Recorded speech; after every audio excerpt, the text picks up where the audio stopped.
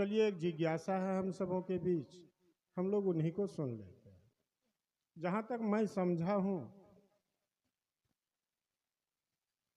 अपने गुरु की दया से, अपने गुरु भाइयों के सानिध्य में चलकर मैं अपना विचार ही दे पाऊंगा।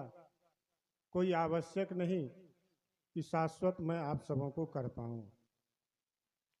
तो जैसा कि हम सबों को पता है कि हम लोगों को, जो ही हम लोगों ने शिव को अपना गुरु माना, पूर्व में ही सुना कि हम सबों को 3 प्रक्रियाएं दी गई करने के लिए।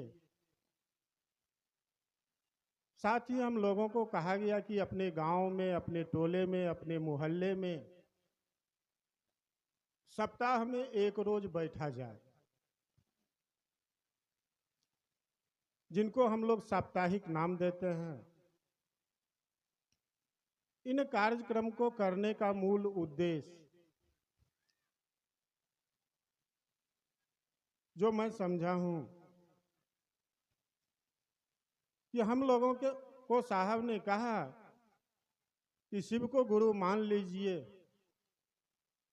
इनके लिए ना कोई इस जागतिक आकर्षण को छोड़ने को कहा, ना कुछ जागतिक विकर्षण में जाने को कहा। आप जहां हैं, जैसे हैं, जिन स्थिति, जिन परिस्थिति में हैं, जिन आचार विचार, आहार व्यवहार में रुचि रखते हैं,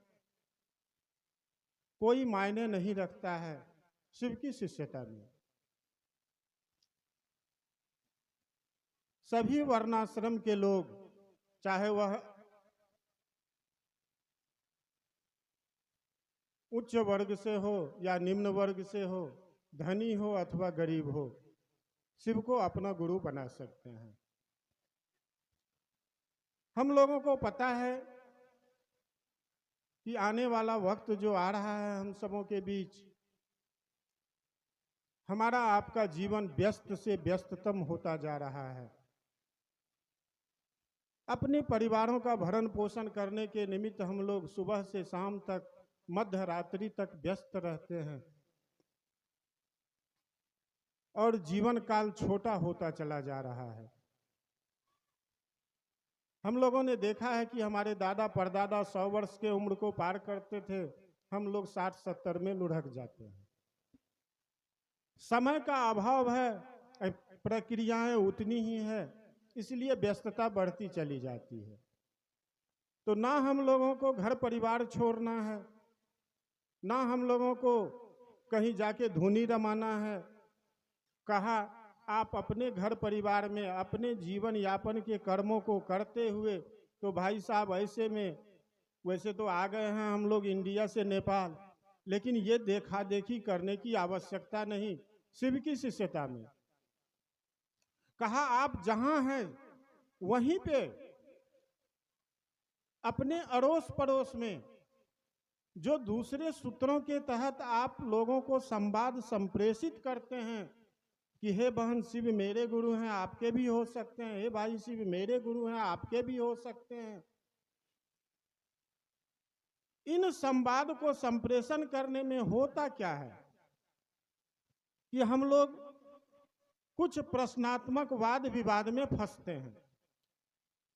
किसी व्यक्ति को मैंने कहा कि शिव को गुरु बनाइए, वो तत्क्षण कहते हैं क्यों बनाऊं, क्यों मानूं, मैं पूजा करता हूं, मैं ये करता हूं, मैं वो करता हूं, सदियों से करता हूं। अब उनको शिव के गुरु पद को उनके मन में स्थापित करने के निमित्त हम लोग वाद विवाद में फंसते हैं, समझाने का प्रयास करते हैं। तो हो सकता है कि मैं उनको समझा पाऊं अथवा निरुत्तर हो जाऊं, ना भी समझा पाऊं। तो कहा जब सप्ताह के 6 रोज आप इन प्रक्रियाओं को अपनी समयानुसार करते हैं, तब जो आपको कोई कठिनाइयां, कोई उलझन आती है, तो कम से कम 5-10 जो गुरु भाई उस टोले मोहल्ले के चलते हैं, गुरु बहन चलती है, वो अगर एक जगह इकट्ठा हो जाएंगे तो वहां अपने उस प्रश्नों को मैं रखूंगा, तो और किसी गुरु भाई के माध्यम से उन प्रश्नों का हल मिलेगा, जिससे मेरा मन अपने गुरु की दिशा में चलने में मजबूती प्रदान करेगा।